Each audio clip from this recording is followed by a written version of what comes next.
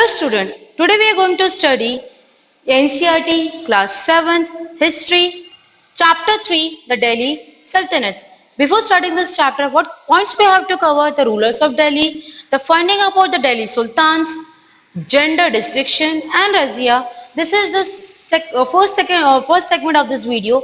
Now we are recalling the what you have read in the previous two chapters. So in the previous two chapters you read that in this class you have to study with the medieval history. The medieval history in which you have to read about the 780 to till 7 1750 AD. It means you are reading the history of 1000 years, where we find the evidence, where we find the sculptures, where we find the monuments, what kind of kingdoms they have, what kind of king used to come in India, what they conquered, the which places over the period of time, how the king established themselves, in which war they won, and for whom they get married. After that died, who's their first son used to succeed over the throne, and after succeeding it, what kind of monuments, this like we talk about the temples they have made. So all such things we have learned in the first and the second chapter. Then the second chapter deals with the kings and the kingdoms, where we read about the Chola. The Chola Empire is considered as one of the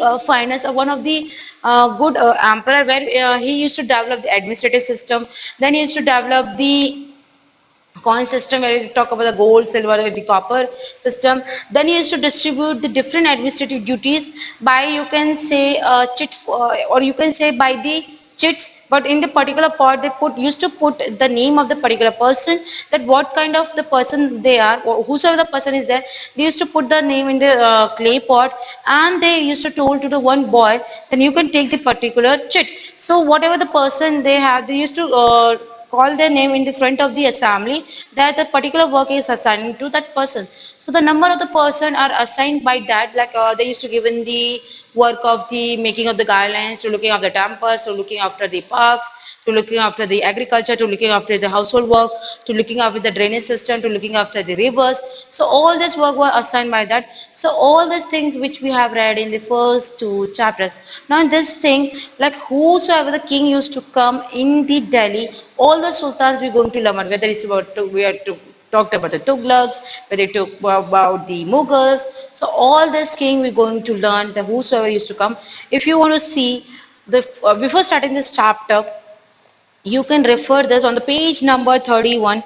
This is the ruler over the period of time, in which year and for the how many years they used to come over there and they used to rule. So it starts from the Rajputana dynasty, that is the Tomaras. So the early 12th century to till 1165, then Angapala, that is the 1130 to 1145. Chauhans, that is the Prithvi Chauhans, you can say the Chauhans, they are from the Rajasthan, 1000 like 1165 till 1192. Prithviraj Chauhan, that is from 1175 to 1192. Then early Turkish ruler, 1206 to 1290. Kutubuddin Aibak, 1206 to 1210. Shamsuddin Iltutmish, 1210 to 1236. Razia, she is the lady, and how she fought the, you can say, the in the, think about in the Mohammedan, none of the women are allowed to become the queen, but she is to become the queen because she is the eligible for the particular throne, or you can say the particular royal seat. So she used to rule from 1236 to till 1240. Then Ghiyasuddin Balban, that is 1266 to 1287. Then we talked about the Khilji dynasty, that is from 1290 to 1320. Then Jalauddin Khilji, that is from 1292 to 1296. Then Alauddin Khilji, we talk about the 1296 to 1316. Then we talked about the Tughlaq dynasty, that is starts from 1320 to 1414. Ghiyasuddin Tughlaq, that is 5020 to 3024. Muhammad Tughlaq starts from 1324 to till 1351. Then we talk about the Firoz Shah Tughlaq from 1351 to 1388. Then we talk about Sayyid dynasty, that is from 1414 to 1415. That is Khizar Khan, 1414 to 1421. Then we talk about the Lodi dynasty, that is the Balon Lodi, from 1451 to 1489. Here you find the Iltutmish tomb. This is the Atal Darwaza, and this you will find the Firoz Shah Tughlaq tomb. All these such monuments are still present in the Delhi. If you want to visit the Delhi, you can travel over there and you can see such places over there.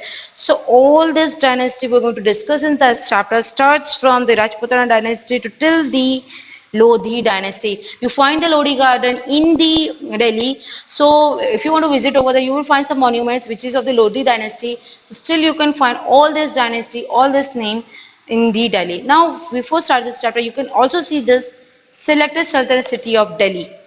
Still the same name we find in the Delhi today itself, like earlier, like you can starts from the 1165 or early that until the 5026. Still in the 2020, we find the same name with the some of the monuments, some of the parks, some of the place, some of the roads. Still we're finding this name. Yes, they are having the ruler which over a period of time they used to came in Delhi and they used to rule over there. What kind of changes they make? What kind of plans they make, what kind of administrative system they have, and whosoever the ruler used to came over there, they used to fought the war, they defeated there, and after that, who the ruler used to come over there and they do the you can say the rule over again on the Delhi. So first you have to come out this map. The select Sultanate of city of Delhi, 13th, 14th century, start from Firozabad. Today is also there is the Firozabad, Firoz Shah Kotala. Now you have heard the name of the stadium. Still there is a Firoz Shah Kotala stadium. Hoj Khas, still there is a Hoj Khas. It's a beautiful, you can say, a tourist attraction where you find the Hoj Khas park and the Hoj Khas pond over there. Then the Jahapana, Delhi Kua today is also there. Qutub Minar still is also there.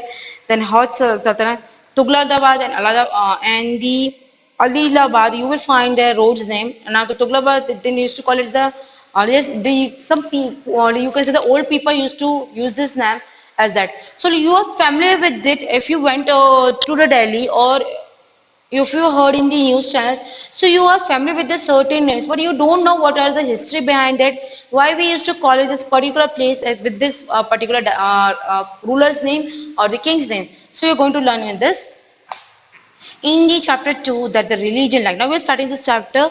Before like what kind of incident we have, that what we have discussed so far, that what we have read in the first two chapters, which I already explained, but we are going in the detail.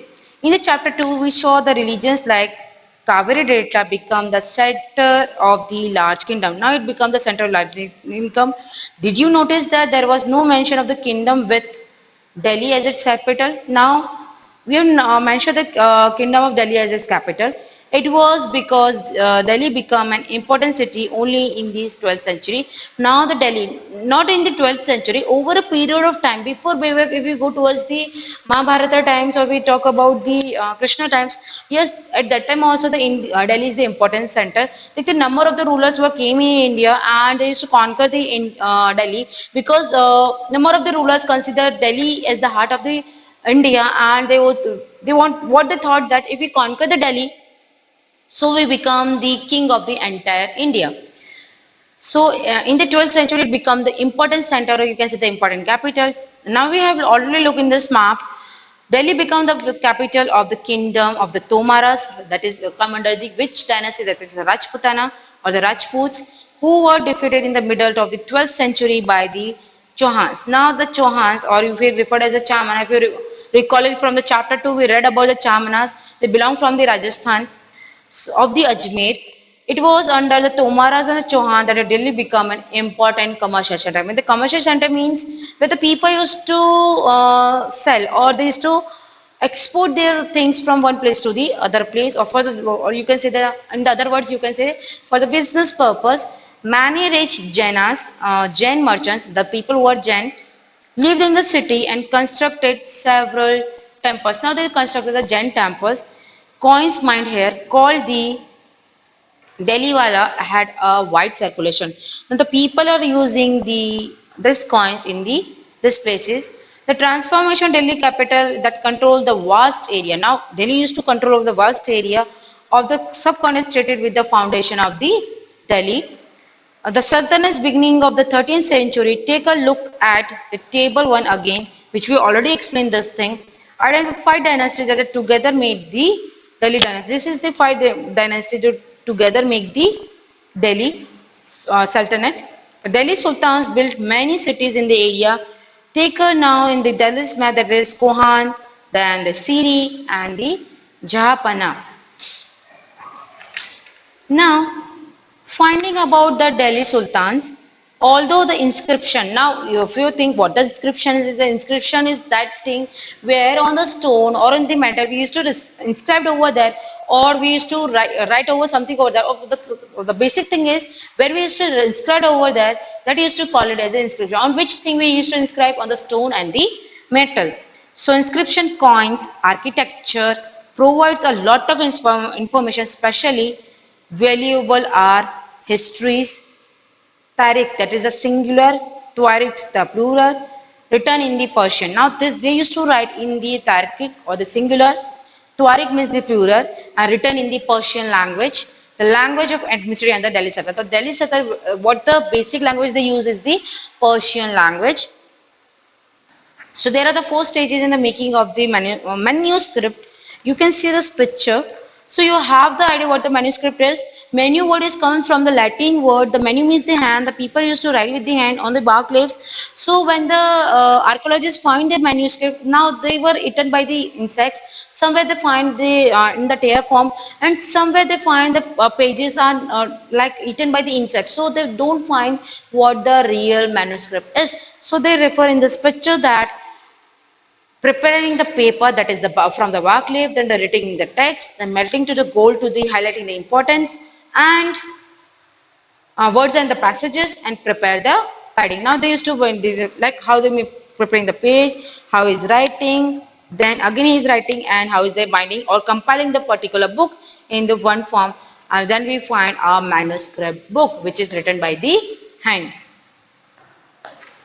The author of Tuareg means the plural, will learn man, secretaries, administrators, poets, courtiers, who both recount events and advise the ruler on governance, emphasizing the importance of just rules.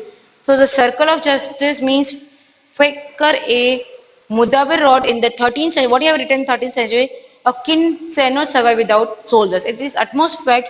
King can't alone do everything, so we require the soldiers, and the soldiers cannot live without the salaries. Yes, soldiers can't live without the salaries. Salary come from the revenue collected from the peasant. Now the salary used to come from the collected from the peasant, but the peasant can pay the revenue only when they propose the hand. The peasant can only pay the revenue only when they are prosperous and what they are happy. This happens when the king promotes the justice and honest governance. Now the king happens when the king promotes the justice and honest to the governance. So keep the following additional details in mind that the author of Tuareg lived in these cities, mainly in Delhi. They used to live mainly in Delhi and hardly ever even in the villages. The most of the Tuareg, those were the writers, they used to live in the city, that is in Delhi, rather than the villages. They often wrote their histories for the Sultan in the hope for rich reward. They often wrote their history for the Sultan in the hope for the rich rewards. This author advised the rulers on the need to preserve an ideal social order based on the birthright and the gender distribution. Now, this author achieve the rulers on the need to preserve an ideal social order based on the birthright. Now, some of the people having the birthright and the gender distinction, this idea was not shared by everybody, and now they do not share the idea to the everybody. They used to keep that idea towards the themselves. If you talk about the birthright, the certain people are there, they used to give certain powers or certain privileges from their birth till the death of the life. After that, whosoever the son or wife or their daughter is there, so they have enjoyed the certain privileges. I'm not talking about gender distinction. The utmost importance given to the man rather than the woman. Social the biological difference woman and the man.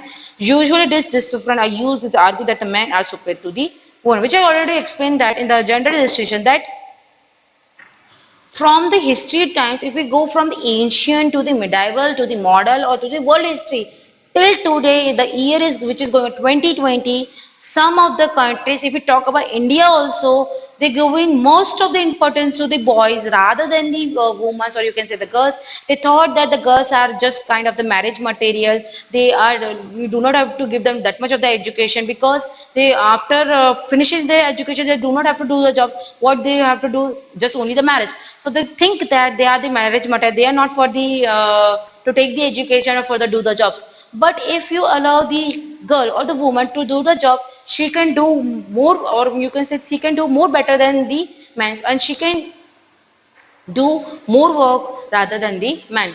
And she is having the she is having the naturally the capacity that she can do the diverse work of in the different fields, whether you talk about the home, whether you talk about the job sector, whether you talk about any of the fields, she can do more work uh, rather than from the man as the woman. So in the 1236, Sultan Iltutmish's daughter, that is the Razia. Now come towards the Razia.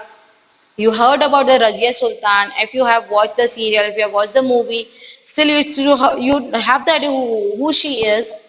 The Chronicle, the Age, Minaj-e-Siraj recognized that she was more able qualified than all her brothers. So she is more qualified than her all the brothers. So after the Iltutmish, Razia become the Sultan of the Delhi. But she was not comfortable at having a queen as a ruler, nor were the nobles happy at her attempts for the ruling independent. Number of the people were there, or then you can say it in other words, the nobles, they were not happy to accept the queen or the lady as their ruler. So she was removed from the throne at 1240. Now they were giving the story over there. What Minas thought about the Razia. Minas e Siraj thought that the queen rule went against the ideal social orders and created by the god. Now, what the people thought that, so Miraj thought that the queen rule went against the idea. Means the people who made the idea that only the man has to rule over the Delhi, none of the lady has to rule over the Delhi. So they thought that they are going against the rule of the god, in which women were supposed to be subordinated to the man. Now here the women are come under the, or you can say the inferior to the man, and the man were the superiors. So he therefore asked in the registration of the god creation, since her account did not fall under the column of man, how did she gain from all the excellent qualities on her inscription, where she used to inscribe? And the coins, Razia mentioned that she was the daughter of Sultan Iltutmish. This was a contrast that the queen Rudrama Devi, that is of 1262 to till 1289 of the Kakir dynasty of Warangal, which is in the South India, part of the modern Andhra Pradesh. Today is also there the Warangal. Rudrama Devi changed her name for the inscription and pretended she was a man. She Rudrama Devi, that is the name of this movie of Rudrama Devi, which is played by the Anushka Shetty. If you see the Bahubali movie, she played the role. Her name is Anushka Shetty, and her pet name is the Sweetie. She played the role in this Rudrama Devi, where the that in the what the story of the Rudrama Devi is that the Rudrama Devi father is not having this son. So if he is not having this son, so another person is going to become the ruler over there. So all the qualities from the childhood till the youth age, they provide all the qualities or all the tactics as the warrior or the rulers they have. So they from the childhood she born as a girl, but all the training is given to her as that she has to live a life as a boy. So she for all her life she used to live the life as a boy. So people think that she is not a lady, she is a boy, and she actually she looks like a boy. If you watch that movie, you will come to know about what the Rudrama Devi is. She is a you can say a very successful king, a very successful warrior, and she you will can't find that she is a woman, and you thought that she is a man. Actually, he is a man. You will thought like that, but actually she is a woman. She was a man. Another queen, Dida ruled in the Kashmir. Now, the another woman we talk about in the Kashmir, that is from 980 to 1003. Her title, interesting, comes from the Didi or the elder sister, or obviously affection term given or loved ruler by her the subject. Now, she is the queen, and the people used to call her as the Didi, or we can say the elder sister. So in this case, like some of the ladies were there over the period of time, they are more eligible than the man and they can do all kinds of work far better than and more better than the man. So the people are not accepting the woman as the ruler because of they make the certain kind of norms, or you can say that they make the certain kind of beliefs that we can't accept the woman rulers in their own, you can say the city or the place. If we talk about in this chapter, we talk about in Delhi, they're not accepting that. So this are so far what we have discussed in this, that like whosoever ruler used to came after the death of their ruler, and who used to take over the throne or that particular place. In this chapter deals with the Delhi. And now come towards the next, from garrison town to the empire, the expansion of Delhi Sultanate. Now earlier it was a garrison town, it was a small town, and the how it's expanded in the Delhi. So you can have to refer the first this map 2 of Delhi, the major cities capturing, like over a period of time they used to rule over the particular place. So when their power increased, they used to fought with this particular towns and they increased their territory and then conquered the nearby places of the Delhi. So major cities captured by the Shamsuddin Iltutmish. Said written over there the number of the things he used to capture the Rajasthan, the present day Rajasthan, some part of the Pakistan, which is we find in present day Pakistan, and the someone we find nearby the western province, or you can say the Uttaranchal, or sorry, not Uttaranchal, the Uttar Pradesh. So we find this, if you see this, the Awadh, the Banaras, which is present day in Uttar Pradesh. If we talk about the Gwalior, it is in the Uttar Pradesh. If we talk about the Kali, the Shambhag, the Ajmer, it is again in the Rajasthan. We talk about the Lahore, then the Kazakot, the Multan, which is we find today in the present day Pakistan, which was earlier it is captured by the Shamsuddin Iltutmish. And now, in the early 13th century, the control of Delhi was Sultan really went beyond the heavily fortified towns occupied by the garrison. The Sultan sent them control the hinterland. And now, what do you think what the hinterland is? The land adjacent to the city, the land which is joined with the city or the port that supply with the goods and the services. The early 13th century, the control of Delhi Sultan rarely went beyond the heavily fortified towns occupied by the garrison. The Sultan Center controlled the hinterland. The Sultan Center controlled the hinterland. All the cities were therefore depend upon trade, tribute, and plunder of the supply. They were the therefore depend upon the trade, tribute, and plunder of the supplies. Control the garrison town in the distant Bengal and the Sindh from Delhi was extremely difficult. Now, the what the garrison town means, a fortified settlement with the soldier means a particular fort where you find the only the soldiers. Like over the period of time, if the some of the ruler used to attack over your country, so that particular soldier come over there and they can save you from the outside the ruler who used to come over your place and they want to capture you. What I'm trying to saying is that कि बाहर का कोई ruler आके आपके ऊपर attack कर रहा है, तो ये फोर्टिफाइड जो सेटलमेंट्स होते हैं या फोर्टिफाइड जो कोर्ट्स होते हैं जिसमें जो सोल्जर्स रहते हैं वो क्या करते हैं, जो बाहर से जो रूलर आता है जो आपके ऊपर अटैक करता है उससे आपको बचाते हैं और उनको क्या कर देते हैं, खदेड़ देते हैं. So this is we call it as the garrison towns. Controlling the garrison town is the distant Bengal in the Sindh from the Delhi was extremely difficult. Yes, because we find the Bengal towards the northeast and we find the Sindh towards the west. Extremely present day we find the Sindh in the Pakistan. So the rebellion was even bad weather, cold snap, fragile communication. Now the rebellion was even wet weather. Wet weather ki hone they not able to fight and could snap the fragile communication routes. Fragile means that a disturbance in their mind and they are not in the mood to do so far because of the wet weather you are not able to fight. If there is a rainy season and and there is a heavy rainfall, so are you able to fight in that? No, at that time it's not possible because the people used to fight with their sword.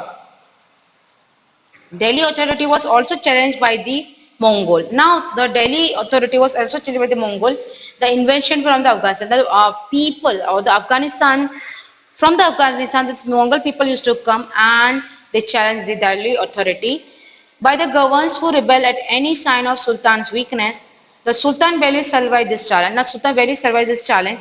Its expansion occurred during the region of Ghiyasuddin Balban, Alauddin Khilji and the Muhammad Tughlaq. Now, in the which region they used to come? Ghiyasuddin Balban, for Alauddin Khilji and the Muhammad Tughlaq. The first set of campaign along the internal frontier of the Sultan aimed at the consolidating the hinterland of the garrison town.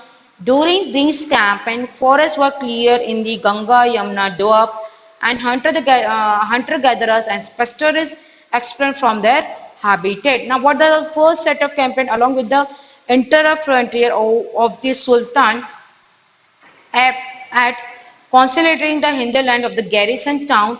During this campaign, forests were clear. The forests were clear in the Ganga Yamuna Doab. Now, whatever the forests over there in the nearby the Ganga, they used to cut it down. Whatever the forest they find in the nearby the Yamuna, they used to cut it down, and the hunter-gatherer and pastoralists expelled from their habitat. So the people or the tribes, or you can say the pastoralists, or you can say the hunter, those who live in the nearby this river, the Yamuna and the Ganga, they used to expel them. They used to say that you do not have to live here.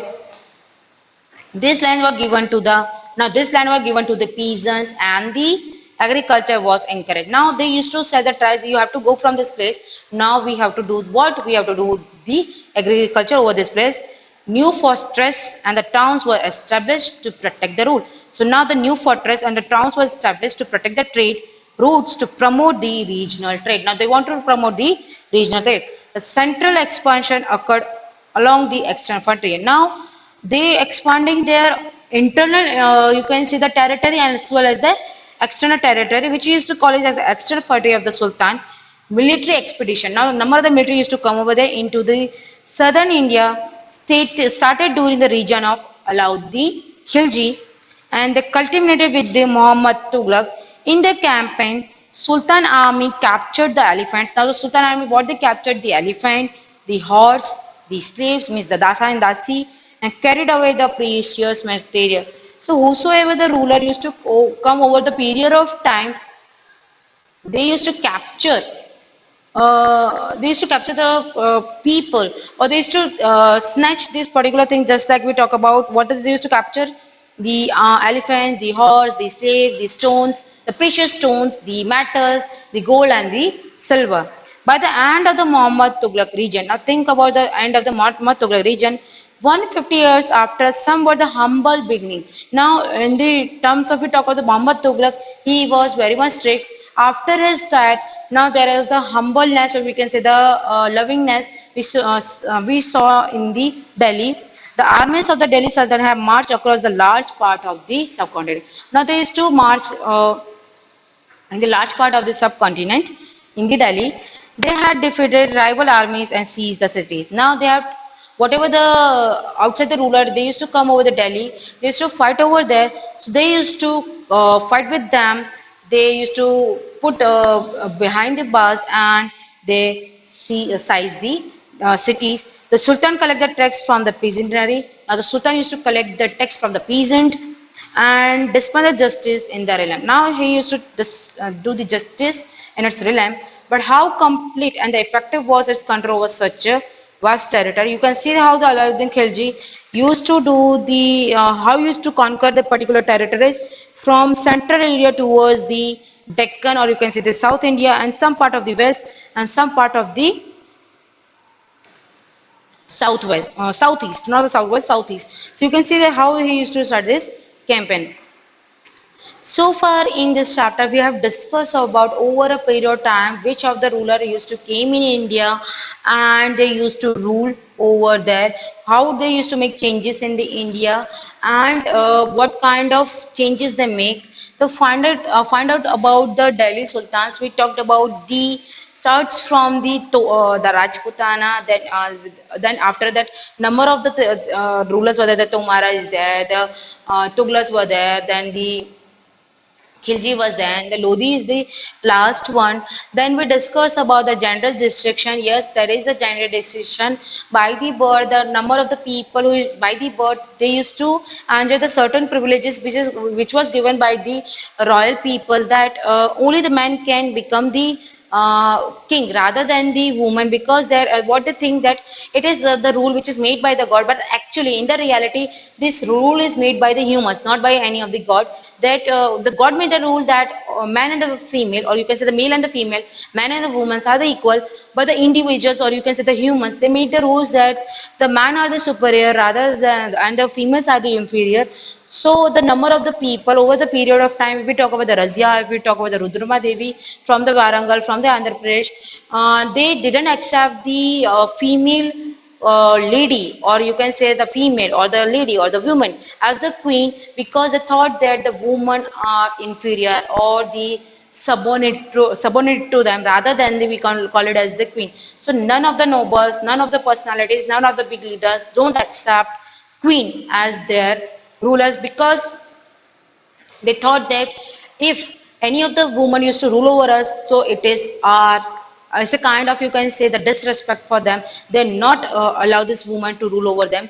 Now how this woman become the ruler, because they are much far better than their brothers, so that's why they become the rulers. If we talk about the Razia Sultan, she is more far better than her brothers. If we talk about the Rudrama Devi, so which I already explained that in the terms of the Rudrama Devi, she is not having any kind of like, she is not having any of the siblings. Whether we talk about the brothers or whether we talk about the sister, she is the only child of her father. That's why she has to become the king. Actually, she is the woman, but she used to become a king. From the childhood, she used to train like that, that she is the woman. Sorry, she is the man. So in this case, which I said, that if you want to watch the movie with Rudrama Devi, the role is played by the Anushka Shetty, and in which it show that how the Rudrama Devi become a king, and for which she has to save her the, you can say, the dynasty, and by which the none of the outside the rulers came over there and to capture the Warangal. And the other one we talk about the Kashmiri lady, she used to, they used to call it her, that queen, as the Didi, not as the queen, because they thought that we used to call her as the queen, so they should thought that it is our disrespect, we can't accept that. Then we later on talk about the garrison town. So how the slowly and gradually they used to cut the forest nearby the Yamuna and the Ganga, and they used to give the land to the peasant and the farmer to the agriculture. So so far all this point we have discussed in the first part of the this video. In the next segment we discuss all the other points of this chapter. I hope you like this video. Thank you.